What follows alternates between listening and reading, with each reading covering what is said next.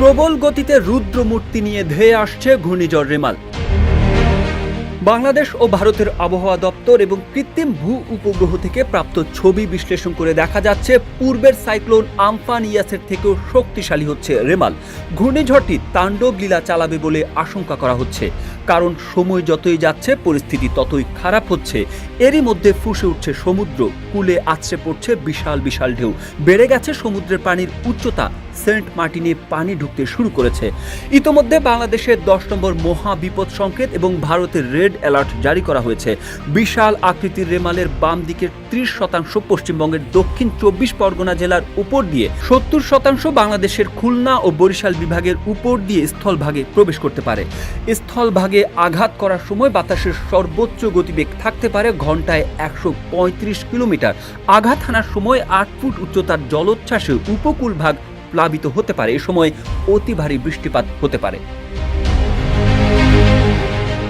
গতিপথ অপরিবর্তিত থাকলে আজ রাতে বাংলাদেশের পটুয়াখালীর খেপুপাড়া ও পশ্চিমবঙ্গের সাগরদ্বীপের মধ্যভাগে কেন্দ্রমুখ রেখে স্থলভাগে আছড়ে পড়বে এই অতি শক্তিশালী ক্রান্তীয় সাইক্লোনটি।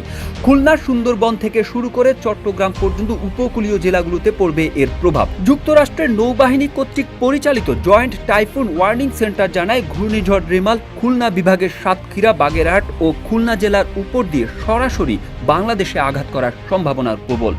5-স্টার রেটিং প্রাপ্ত বিএলডিসি টেকনোলজির Walton super saver ceiling fan 65% পর্যন্ত বিদ্যুৎ বিল সাশ্রয় করে আপনাকে রাখে প্রশান্তিতে। ওয়ালটন ফ্যান হাওয়া বদলে দেয়।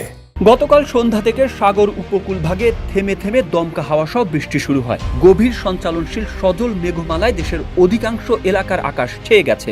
উপকূলে জোয়ারের পানিতে নিম্নাঞ্চল প্লাবিত হচ্ছে।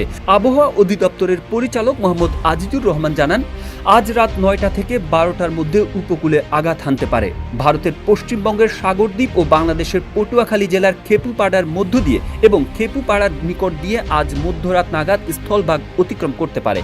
প্রবল ঘূর্ণিঝড়টি স্থলভাগ অতিক্রমকালে বাতাসের গতিবেগ ঘন্টায় 110 থেকে 120 কিলোমিটার থাকবে, যা দমকা ও ঝোড়ো হাওয়া আকারে 135 কিলোমিটার পর্যন্ত হতে পারে। এর সঙ্গে থাকবে অতি বৃষ্টিপাত ও জলোচ্ছ্বাস। সুতরাং যেসব এলাকার উপর দিয়ে রেমাল অতিক্রম করবে একটা ধ্বংসাত্মক প্রভাব পড়বেই। সারা দেশে ভারী থেকে অতি ভারী বৃষ্টিপাত হতে পারে। 24 ঘন্টায় 300 থেকে 350 কিলোমিটার বৃষ্টি হওয়ার সম্ভাবনা আছে। তবে সারা দেশে একরকম বৃষ্টি হবে না। চট্টগ্রাম ও কক্সবাজার অঞ্চলে এ ধরনের বৃষ্টিপাত হলে পাহাড় ধসের ঝুঁকি থাকবে। আবহাওয়াবিদরা বলছেন, যেসব এলাকার উপর দিয়ে ঘূর্ণিঝড়টি অতিক্রম করবে সেখানে ধ্বংসাত্মক প্রভাব পড়তে পারে। এদিকে সারা দেশে লঞ্চ সহ নৌযান চলাচল বন্ধের নির্দেশ দিয়েছে বাংলাদেশ অভ্যন্তরীণ নৌ পরিবহন কর্তৃপক্ষ। বিমান বাংলাদেশ এয়ারলাইন্সের কক্সবাজারগামী আজকের সব ফ্লাইট বাতিল করেছে। সেই সঙ্গে আজ ও আগামীকাল কলকাতাগামী সব ফ্লাইটও বাতিল করেছে বিমান বাংলাদেশ।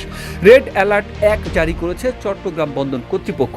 সাগরে অবস্থানরত মাছ ধরার সব নৌকা ও ট্রলারকে উপকূলের কাছাকাছি থেকে সাবধানে চলাচল করতে বলা হয়েছে।